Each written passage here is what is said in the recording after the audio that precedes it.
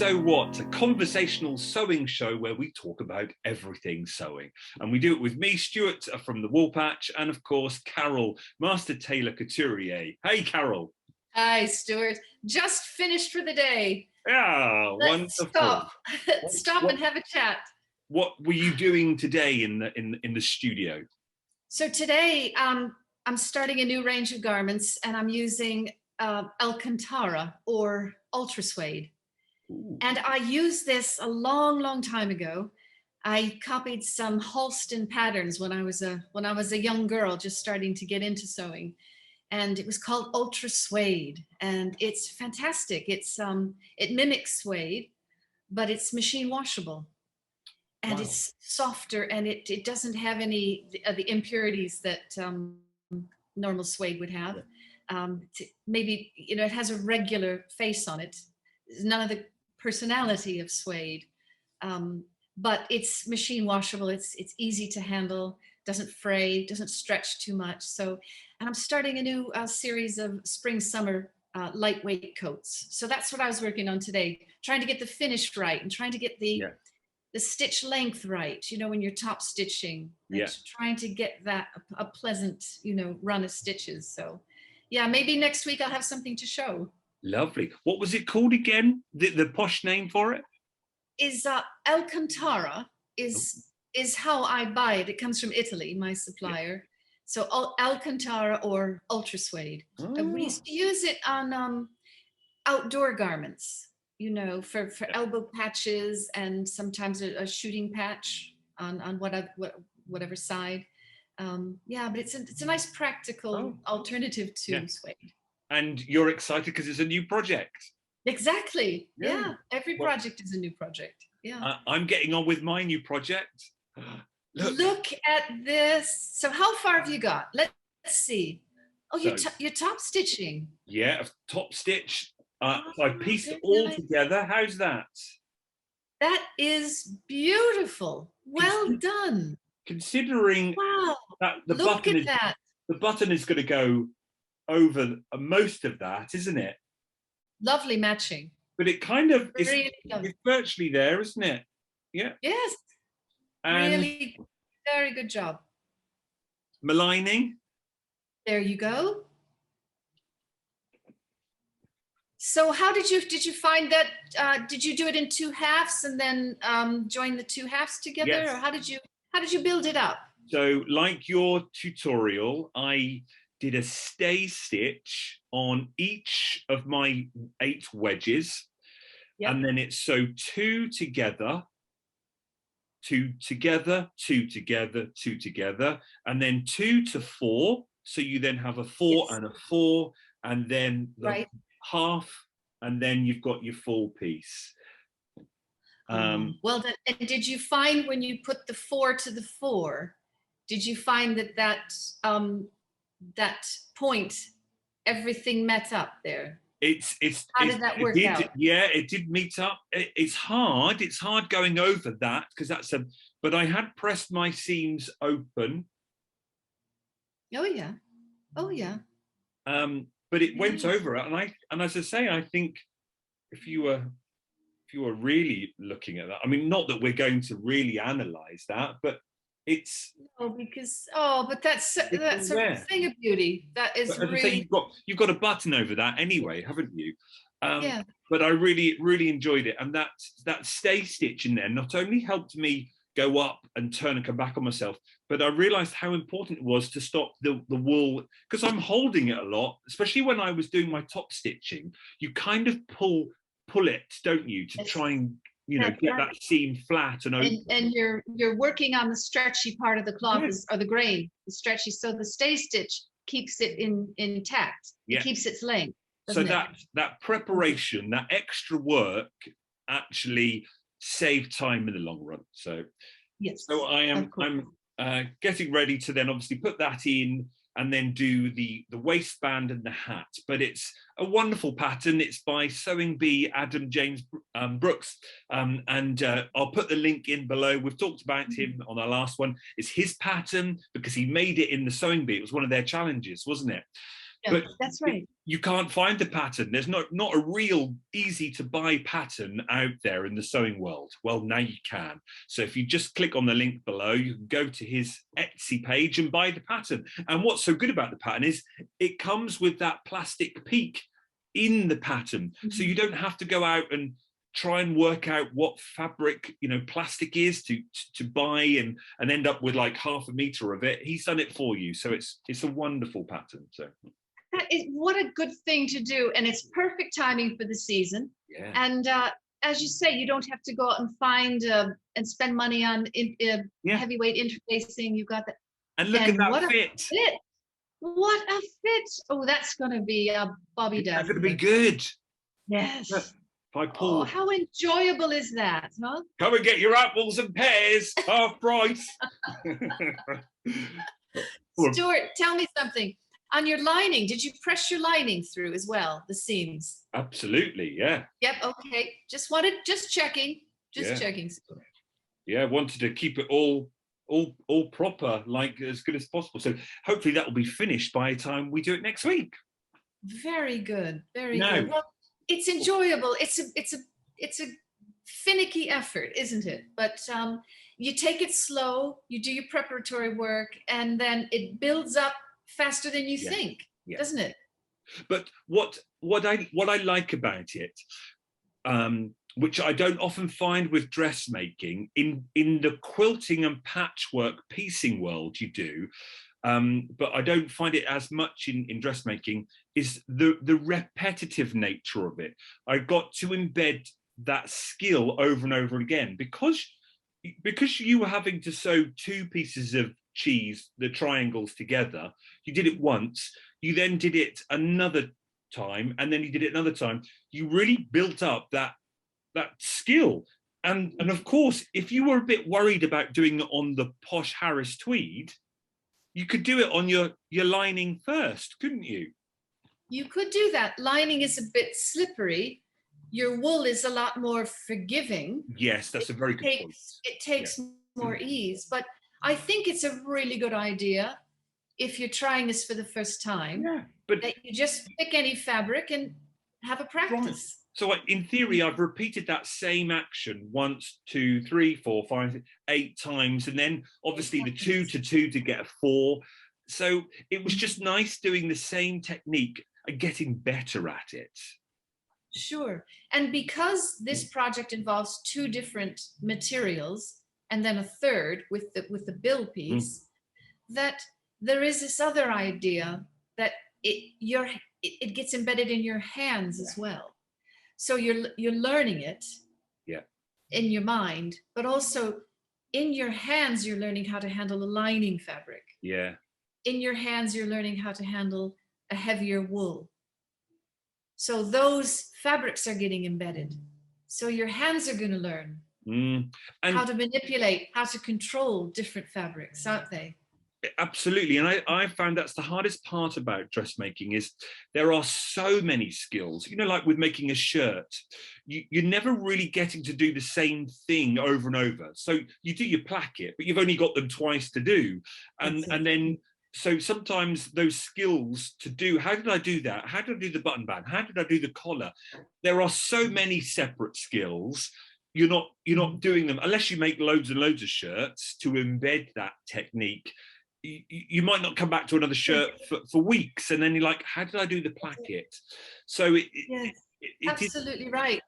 And when they automate this, when they manufacture it, you'll have a person that's sitting at a machine, maybe all day long, all they do is prepare a placket. And then the pile of plackets get handed on to the person who's doing the sleeve. Yeah. And then that gets handed on and handed on. So the only way to speed this process up, because it elongates the project if you have to do everything yourself. Yeah. Because as you say, oh, now we've got to the collar. Now, how do we do the collar? How does that go into the set? Yeah. So they segment the jobs. And in tailoring, you'd have a machinist. And a machinist would come and they'd unroll the bundle. They deal with the 4 parts, the side body, they put the pocket in, sew up the darts, and that's it. They would machine that bit, because putting a pocket in is a really intricate job. But think about it if you have a stripe or a check fabric, and there's got all that preparation, that lining up. So you specialize in machining, or you specialize in basting, or you specialize in, and that way you can automate the whole thing, and then you can make hundreds, and hundreds can go out in the factory in a day, you see? Yeah, I get you. And I think that's why I'm going to make another shirt, because I still want to embed that, because I made several mistakes. So I actually ended up making 4 plackets, didn't I? So I feel quite skilled at plackets, but I want to make another shirt again to embed those techniques, because you do need to do them over and over again. And I think that's where we're actually going to go on to, isn't it? Is that some of those techniques are fundamentals. Absolutely. And I think it's reducing what could be a really complex set of tasks with your sewing. Just reduce them, just break them down. Yeah. You know, you think about what it is you're actually doing. You're sewing 1 stitch at a time, aren't you? That's what your machine does. It has an upper thread, it has a bobbin thread, a lower thread, it has a tension setting, it has a stitch length. And that's what you're doing. You're making those choices, and then you're sewing 1 stitch at a time, you know. And so you think about it. I've prepared a little sample here because I thought we could talk about stitch length. Oh, brilliant. Would you like to do that? I'd love to do that, because when I was doing the hat, I actually, the stitch, when I was sewing the 2 together, I actually didn't know whether I was supposed to change my stitch length because I was using wool, and whether that stitch length for sewing the 2 pieces together before I ironed open my seam, should that technically have been a different stitch length to my cotton. And then I was then having to top stitch. Then I was thinking, oh, I thought top stitching is technically longer, so should I start doing them longer? And of course, when I started sewing, I forgot, so I started lengthening it halfway through. So all those questions made me think, do you know what, this is a basic fundamental. It would be great to talk about that with Carol. Yeah. So great. You're right. Go for it. You know, and always, the other thing you can do is always make samples. Now, if you're working with a stretchy fabric or a springier fabric or a fabric that has a looser weave, like your wool, right? You can sew, just sew a sample seam and then tug at it. Sew something on the bias, try to pull it apart. If your thread breaks, you need something else, you know, you need to improve on that. So you might choose a shorter stitch length, a heavier thread, you know. So samples are really important. And with my industrial machine, I like to use about 12 stitches per inch. So that the range for sewing just a normal seam, sewing, is about 10 to 15 stitches per inch. Right. I'm going to just stop you there, because I'm thinking of my machine, and I don't think it will say that. My machine, it says 1.8 to 2. What does that, what actually is that saying then? Yes. So the smaller the number on your stitch dial, the smaller the stitch.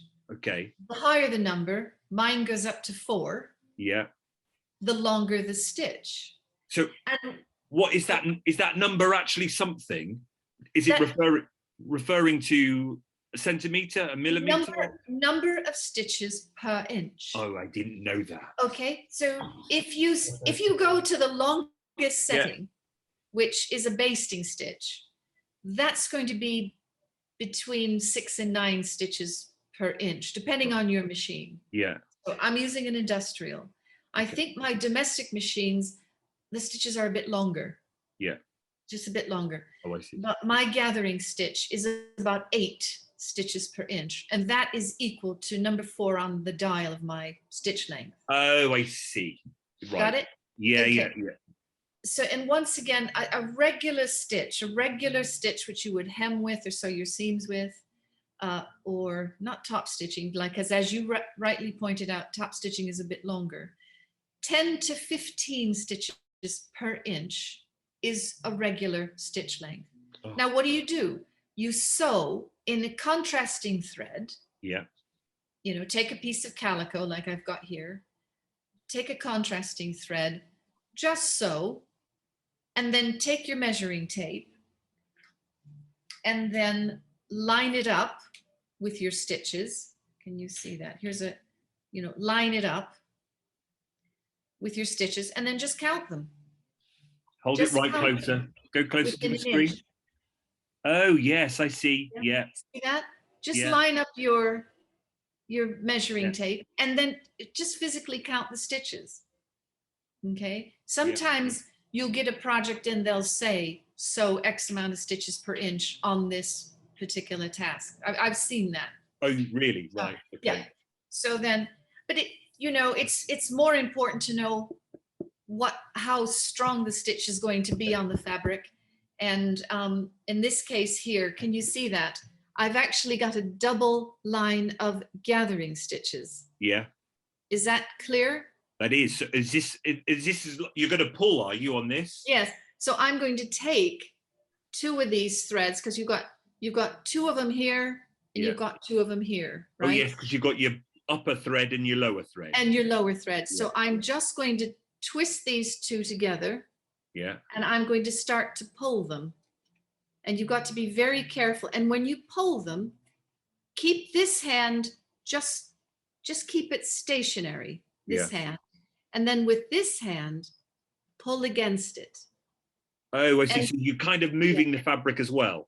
You're drawing the fabric away. See, this thread is getting longer now. Right. You see? Yeah. Okay. And you see how easy it is and how even the gathering line happens quite evenly because you've got the two. Okay. Now, is that only working easily because it's a long stitch thread or not? You've not changed it? It's working easily because it is a long stitch. Right. Okay. It's working easily because I've set my machine on a gathering stitch or 6 to 9 stitches per inch. Ah, okay. Right. So, and when you're manipulating this, let's say you're gathering a long piece. Yeah. You know, or you've got miles and miles of tulle. What you can do is you can take a pin and you can put the pin at the top and the bottom of this, and then you can take your threads. Where are they? Here they are. You can take your threads and you can wrap them around the pin. You see what I'm doing? Oh yeah, up and down and round. Yes. Yeah, and then that holds it, you see? That holds it. So your work it's stationary there. Yeah. And then you can go and then you can work on this side and then you can gather in that direction. You see? Oh, I see. Right. Okay. So that's that long stitch. Now here I have a hem stitch. Now this hem stitch, we're always hemming, aren't we? We're always hemming. So this is a pin hem. This is I've pressed it up about 1/8 of an inch and then I've pressed it up again. So it's a double turned stitched machine hem. Okay. And I've done this one at about 12 stitches per inch. Right. And this is around 2.5, 2.8, just under 3 on the dial on my machine. Ah, yes. So now that makes me think, when I'm piecing, I like a tight stitch because I want them to stay together. So I go down to a 1.8. So that's going to be quite a lot of stitches. That's there. Yes. Yeah. And that's going to be strong. That's going to keep. Yeah. And in fact, that's a tighter weave than probably your. Well, no, it wouldn't be tight. It wouldn't be smaller than the weave of your cloth.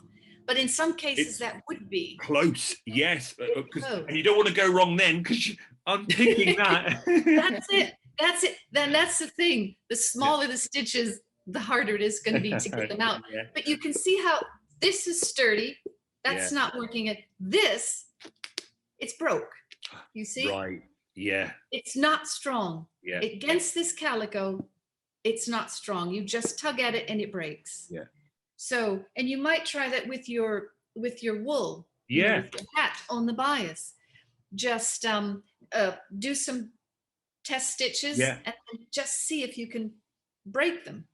So if I was starting again and there was nothing in my pattern which said about the stitch length, I should just sew 2 pieces of scrap wool together, and then, as you say, open the seam apart and see if I can pull it apart. And if I can see too much, Yes. I know to try another one with a smaller stitch length.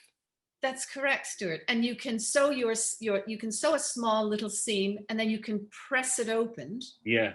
And then you can tug the 2 pieces of fabric against each other and see if you can see that little ladder. Well, I'm now going to do that with my seam. Yes. And let's have a look. Let's have a look. It's probably hard. No, I can see that. See? Yeah, a little bit. Look. There you go. Yes, you can see between them. But I am pulling really hard. Yeah, yeah. And that's not the kind of wear and tear that hat's going to get. No, you're going over, yeah.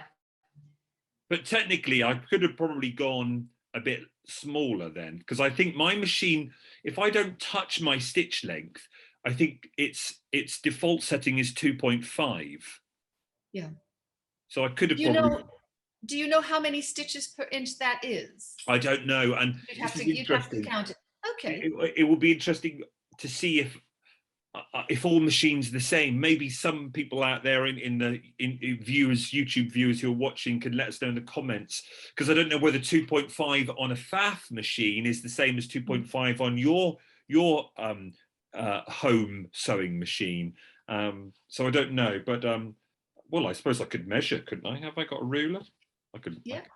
And while you're doing that, I would be interested if people out there, if you wouldn't mind just sewing a basting stitch on a piece of cloth and measure it for us and let us know what you've got. Is it somewhere between that 6 and that 9 stitches per inch? So, and try, anyone out there have an industrial or different domestic machines? I'd be very interested in that. Let us know, would you? And Stuart is now counting how many stitches per inch he's got.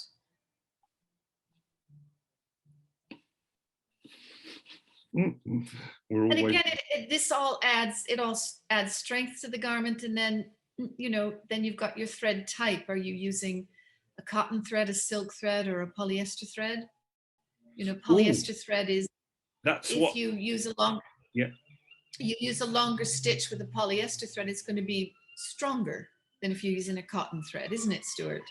You probably use cotton threads with your quilting. I use cotton thread a lot.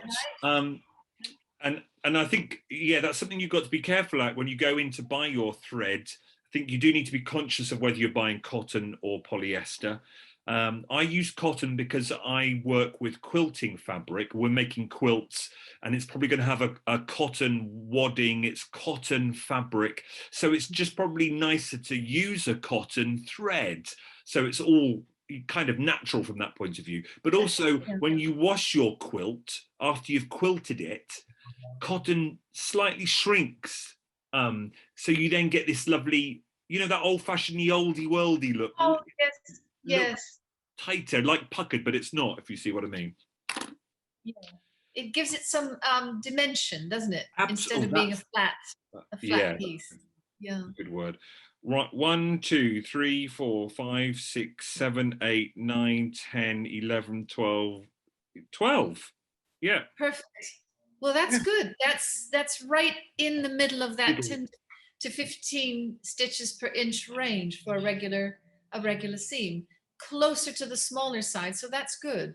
And what kind of thread did you use on your hat there? So I've just got, as I say, I've just got cotton in the shop. So I used Gutermann natural cotton, and it's on an orange spool. I think all the Gutermann natural cotton is 50 weight. I think that's the generic weight to go for with cotton.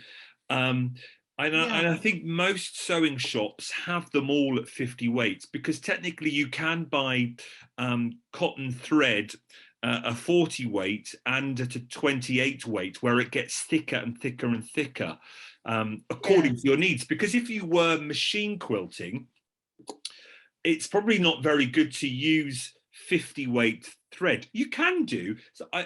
It just means the quilting kind of disappears. It blends in more. But if you used a 28 weight thread, or even a 12, your quilting will show, because it's a much thicker thread and it pops more. Yes. So yes. when you get to that quilting side, you actually might want to think more about not only the color, but actually the weight. How much do you want your thread to stand out? That's true enough. And if you're like stitching in the ditch, you want it, you just want that to disappear. Completely. And with hems, I like the hems to be really flat.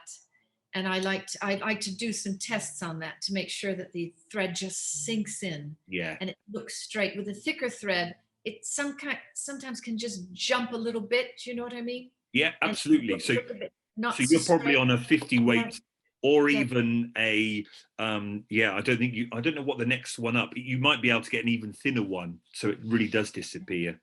And sometimes if I really want a clean, tiny pin hem that you can hardly see, I will use a 120, almost like an overlocking thread. Yes. Yeah. Because it just disappears. Yeah. They used to call some, like a bad buttonhole stitch or too heavy of a top stitch, they used to call it a crushed beetle in tailoring. That buttonhole looks like a crushed beetle, and it's just it's clumsy, too heavy. Yeah. So that goes back to the top stitching. So technically, if you're doing top stitching, I mean, many of us, there's only a limited amount of money we have.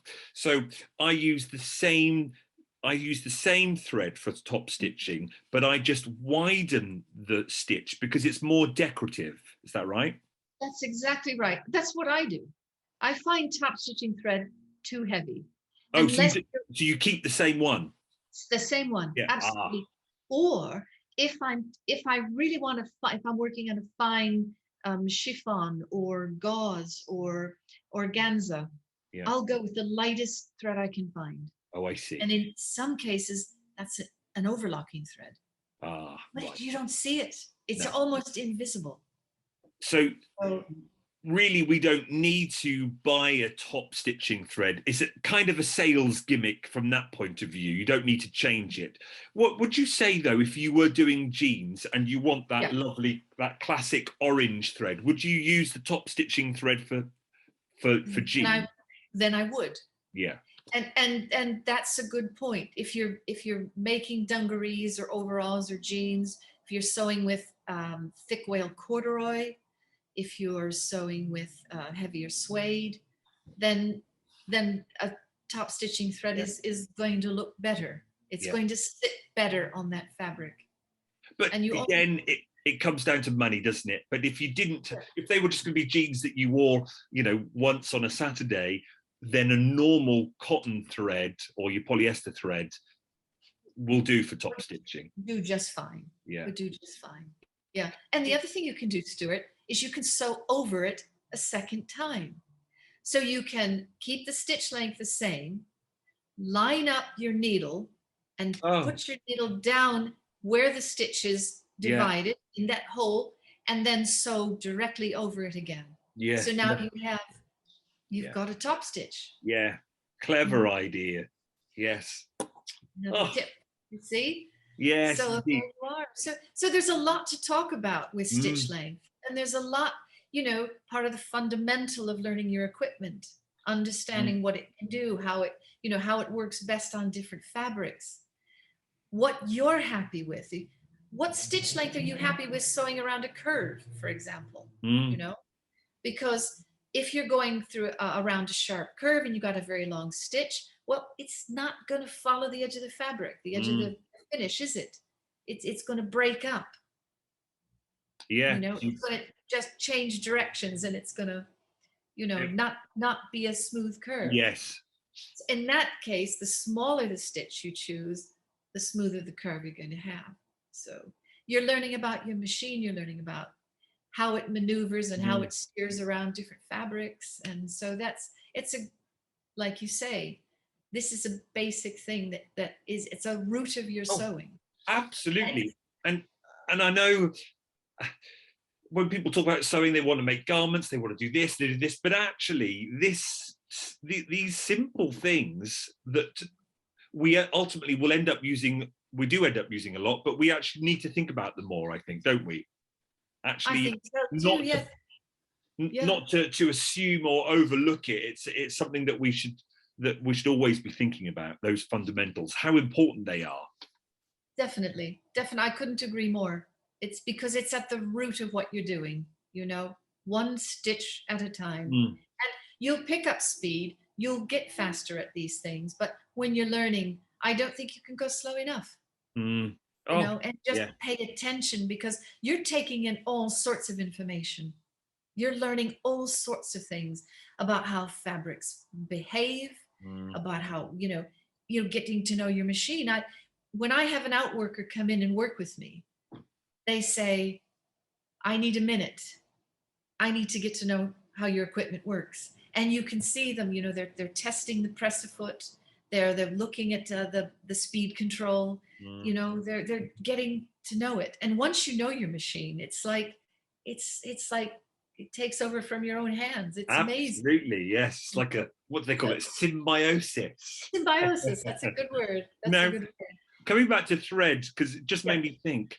So we talked about stitch length and changing the length. When you're doing your hems, and you're choosing a shade of color for your hem, is there a rule with trying to find the exact color? Well, I've learned about the to choose a shade darker. Oh, right. Slightly darker than because if it's lighter, it tends to pop out a little bit more. Okay. It's more noticeable if it's a shade lighter. I'm always amazed when I get an exact match, you know. But luckily the color range has expanded, hasn't it? Yeah. And so you know, well, generally. Yeah, look at there. You see, look at that. Especially on the smaller size, you get more choice. As it goes up to the bigger size, there's less choice. But look at all those small ones. Yeah. So in your cotton, let's look at your dark navy range. How many dark navy blues do you have? I was looking for navy today. Yeah.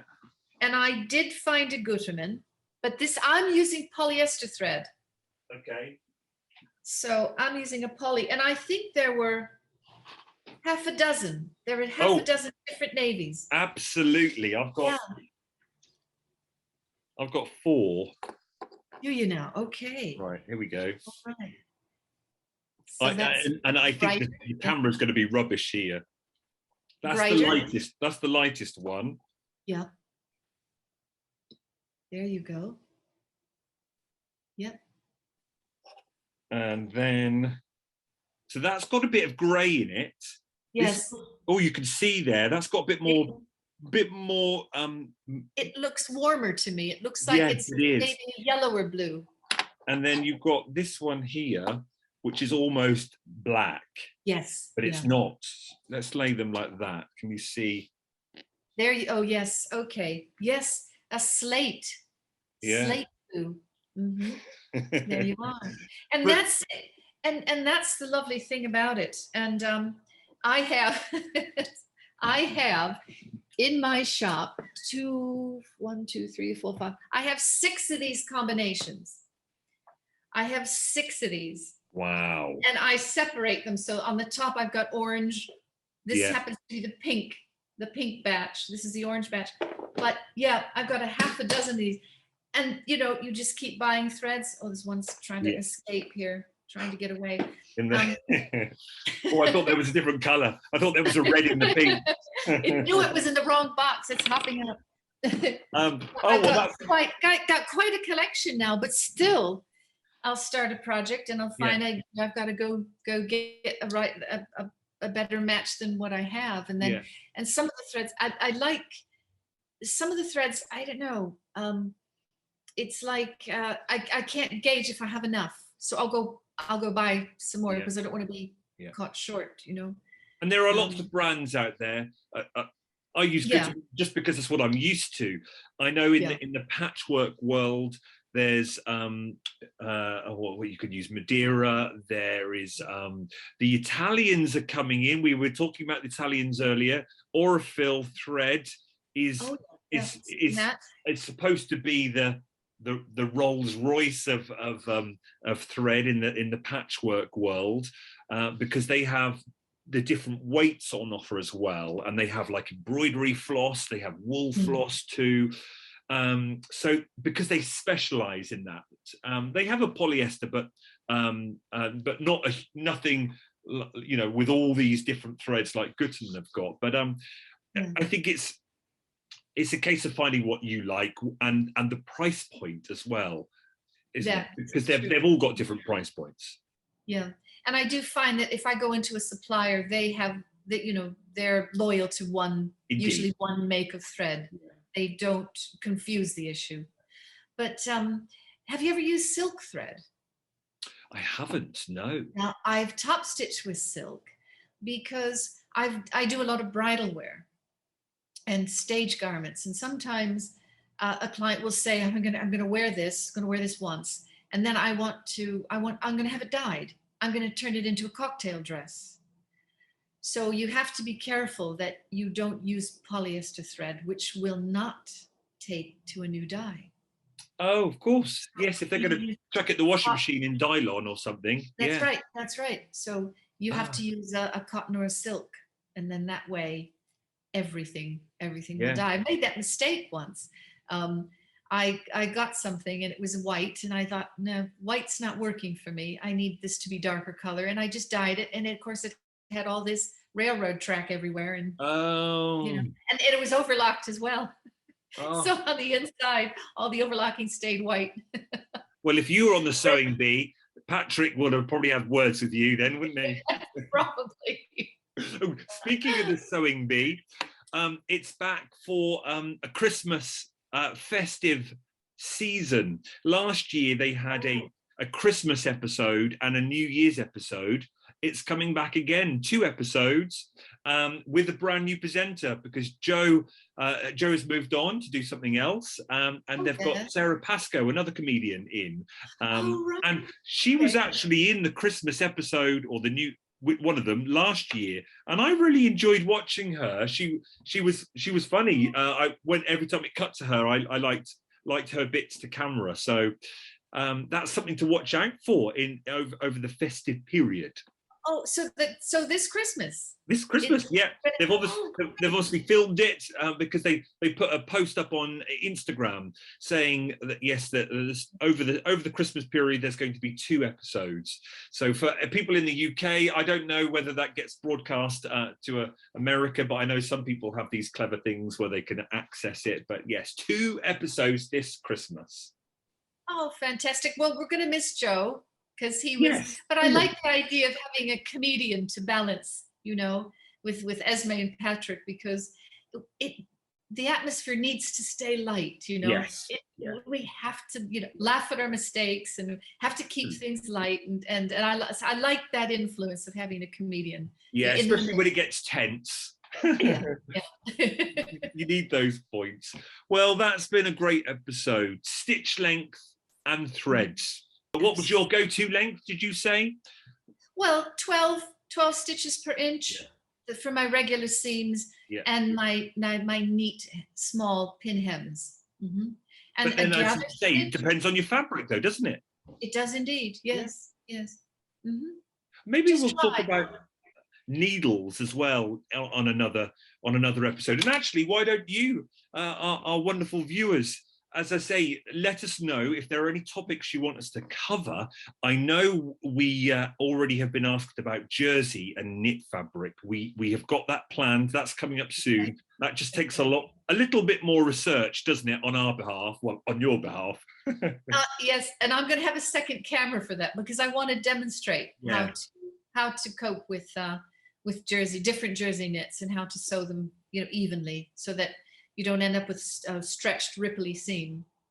So we've got that coming. That's coming soon. But before then, if there's anything you want us to talk about, you can write comments in the description down below, or you can DM us on Instagram.